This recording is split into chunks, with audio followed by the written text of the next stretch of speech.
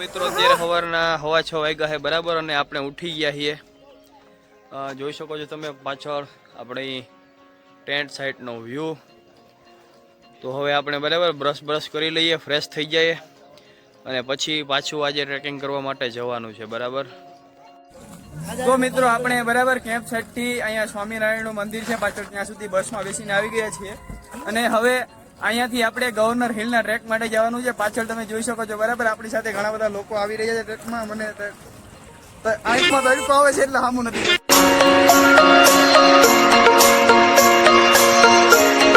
તો મિત્રો અમે ગવર્નર હિલનો લગભગ અડધો ટ્રેક પૂરો કરી નાખ્યો છે, અને વ્યૂ તમે જોઈ શકો છો બરાબર.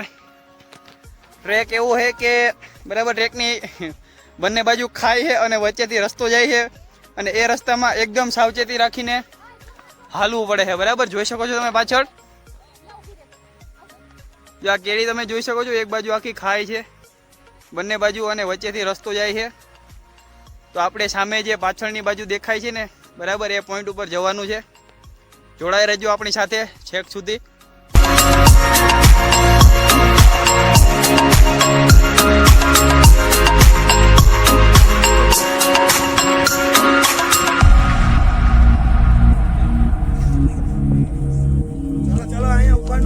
તમે જોઈ શકો છો સામે જે મંદિર દેખાય છે, સ્વામિનારાયણનું મંદિર છે. ત્યાંથી આપણે ટ્રેકિંગ ચાલુ કર્યું હતું, અને અત્યારે આપણે આ જગ્યાએ પહોંચ્યા છીએ.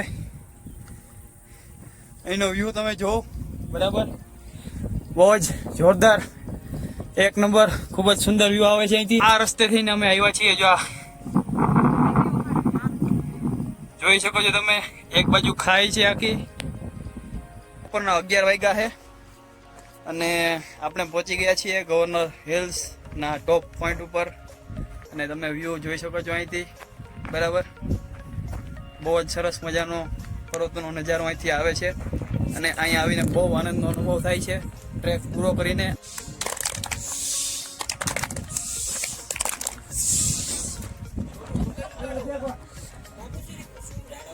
ટ્રેક પૂરો કર્યો, ઉપર ખાસી મજા કરી, બહુ મજા કરી, અને હવે આપણે પાછા જવાના છીએ કેમ્પ સાઇટ બરાબર. અત્યારે અમે નીકળી ગયા છીએ બરાબર ઉપર પાછા ગવર્નર હિલના ટોપ પોઈન્ટ ઉપરથી કેમ્પ સાઇટે જવા માટે બરાબર. જોઈ શકો છો તમે ઉપરથી ટ્રેક કરીને પાછા નીચે આવી રહ્યા છે બધા પાર્ટિસિપન્ટ્સ.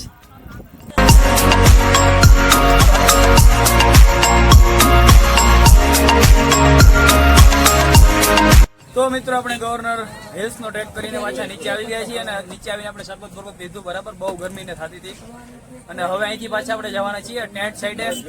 પણ એની પહેલા આપણે જવું બસ છે બરાબર, તો હવે બસમાં મૂકીને મળીએ. આ જોઈ શકો છો તમે, આ આપણા યુવરાજ સાહેબ છે, આપણા રોહિત સાહેબ છે, આપણા ધ્રુવ સાહેબ છે બરાબર, પછી આપણા દિલ્હી સાહેબ છે. તો મિત્રો અત્યારે જે બસ છે એ સાપુતારાથી માલેગાંવ, કે જ્યાં આપણે કેમ્પ સાઇટ આવેલી છે, ત્યાં જઈ રહી છે. અને આ ભાઈ તમે જોઈ શકો છો રોહિતભાઈનું થાવ પૂરું થઈ ગયું છે બરાબર. આપણા ટ્રેક લીડર હતા, તો ટ્રેકને લીડ કરીને ભાઈ હાવ થાકી ગયા છે. અને બહારનો વ્યૂ તમે કંઈક જોઈ શકો છો બરાબર.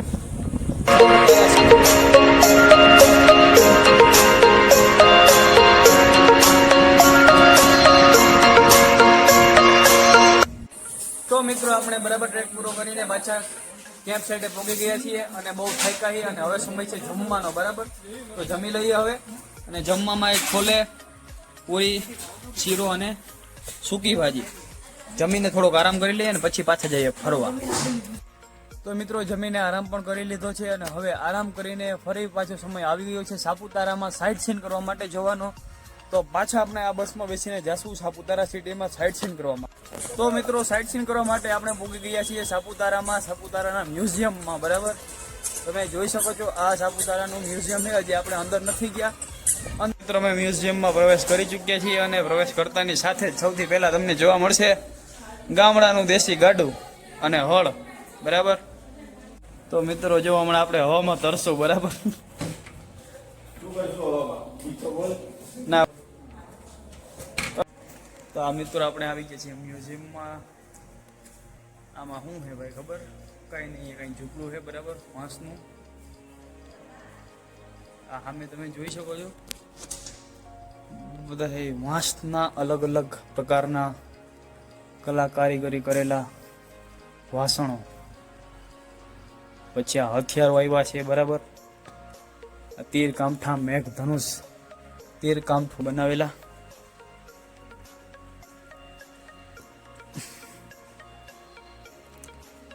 છુરી ચપ્પુ તવીથા ને એવું બધું ભાઈ છે અહીંયા બરાબર. આ બધા ઘરેણાઓ આવ્યા છે પહેલાના સમયમાં જે લોકો પહેરતા એ બધા.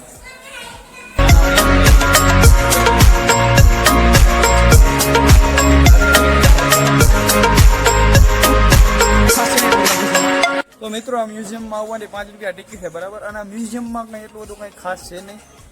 આ કહેતો હે કે ભાઈ આ મ્યુઝિયમ છે, પણ આ બિલ્ડિંગની અંદર મ્યુઝિયમ નથી, પણ આ બિલ્ડિંગ જ એક મ્યુઝિયમ છે બરાબર, એવું લાગે છે આપણે. તો હવે આપણે બીજી તો મિત્રો મ્યુઝિયમમાં આટો મારીએ આપણે, અને હવે આવી ગયા છીએ એની સામેની બાજુમાં લેક છે બરાબર. અને લેકની ચારે બાજુ એક આવો રાઉન્ડ છે મસ્ત બરાબર. તો હાલો એનો આનંદ માણીએ. અને મિત્રો આ જોઈ શકો છો તમે લેકનો વ્યૂ, ખૂબ જ સરસ મજાનો વ્યૂ આવી રહ્યો છે. સાપુતારા માં લેક આવેલું છે, તળાવ બરાબર. આનું નામ આપણે નથી ખબર, નકર તમને કહી દેત. તો મિત્રો ગાર્ડનમાં ને ફરતા ફરતા આપણે બરાબર પહોંચી ગયા છીએ એડવેન્ચર પાર્કની નજીક. તો સામે જોઈ શકો છો અહીંયા એડવેન્ચર પાર્ક આવેલો છે. ઉભા રહ્યો, જોઈ રહ્યો સહ્યાદ્રી એડવેન્ચર પાર્ક બરાબર. હાલો તો જઈએ એડવેન્ચર પાર્કમાં અને જોઈએ કે કેવું કેવું છે બરાબર. પછી એકાદ એક્ટિવિટીમાં મજા આવશે. ઓ ભાઈ સાહેબ, અંદર આતે ही ધમાકા. આ જો તમે, બહુ મસ્ત રાઈડ છે.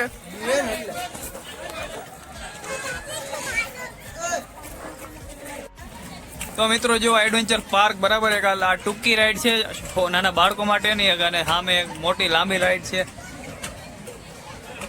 જે માણસોને ઉપર નીચે કૂદકા મરાવે છે. આ બાજુ આર્ચરીનું સેટઅપ છે.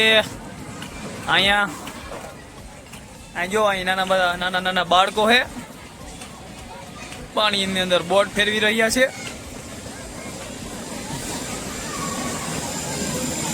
અને આ રાઈડ મસ્ત છે બરાબર. જો મિત્રો સેટિસ્ફેક્શન વાળી રાઈડ. અહીંયા જો મિત્રો નાના બાળકો માટે ઠેકડા મારવાનો એવડો મોટો બધો ઢેંગલો છે બરાબર. એ પાણીની અંદર આ વસ્તુ પણ છે જે નાના બાળકો ફેરવીને મજા કરી શકે છે. પછી એડવેન્ચર એક્ટિવિટીઝ પણ આવેલી છે. મિત્રો તમે આ જે રાઈડ જોઈ રહ્યા છો, આ રાઈડનો આનંદ હમણાં આ ભાઈ પછી આપણે માણવાના છીએ બરાબર.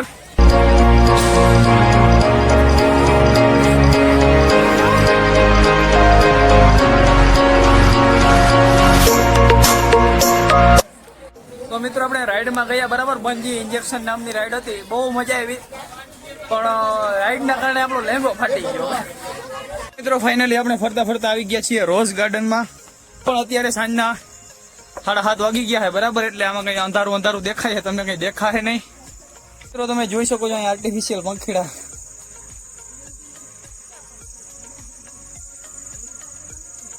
અને આ ફૂલોનું મસ્ત ગાર્ડન. આ કયા પંખી હોય તમને ખબર હોય તો કમેન્ટ કરી દેજો બરાબર. તો મિત્રો અત્યારે સાંજના 8 વાગી ગયા છે ને આપણે સાપુતારામાં સાઇટ સીન કરીને ફરીને પાછા પહોંચી ગયા છીએ આપણે કેમ્પ સાઇટ ઉપર. અને અત્યારે સાંજના સમયે કેમ્પ સાઇટનો નજારો બતાવું તમને બરાબર, કે અત્યારે કેમ્પ સાઇટમાં કેવો માહોલ હોય છે બરાબર. કેમ્પના પાર્ટિસિપન્ટ હોય છે, અહીંયા બેઠા હોય છે નોર્મલી. અત્યારે અહીંયા ધીરે ધીરે ગીત ચાલુ છે. હમણાં થોડાક જ સમયમાં જમવાનું કાઉન્ટર લાગી જશે. અને જે કેમ્પના પાર્ટિસિપન્ટ્સ છે તેના માટે બેસવા માટેની અહીં સ્પેસ આવેલી છે. પાર્ટિસિપન્ટ્સ કેમ્પના સાપુતારા સિટીમાં ફરીને પાછા બરાબર પહોંચી ગયા છે. અને અહીંયા એક ઝૂલો પણ છે, અહીંયા બરાબર સેલ્ફી પોઈન્ટ છે, આ ટાવર કે જ્યાં ઉપર ચડીને તમે વિડીયોઝ કે ફોટા પાડી શકો. અને અહીંયા સામેની બાજુ પણ બીજો ઝૂલો છે. અત્યારે બરાબર બધા થાકી ગયા છે, હમણાં આવી જશે બેટા.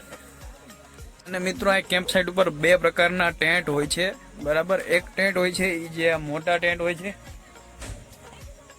કે જેને અલ્પાઇન ટેન્ટ કહેવામાં આવે છે, અને એક ટેન્ટ હોય છે આ નાના ટેન્ટ હોય છે કે જે ડોમલેન્ડ ટેન્ટ કહેવામાં આવે છે બરાબર. જો તમે કપલમાં કે આવો બરાબર 2 વ્યક્તિઓ હો તો તમને આ નાનો ટેન્ટ આપવામાં આવશે કપલ માટે. આ નાના ટેન્ટની પણ સુવિધા છે કે જેના કારણે આ પ્રકારનો હોય છે જે નાનો ટેન્ટ હોય છે, બરાબર. આની અંદર 2 થી 3 જણા તો આરામથી આવી શકે. અને જે મોટા ટેન્ટ હોય છે, બરાબર, જે મોટા ટેન્ટ છે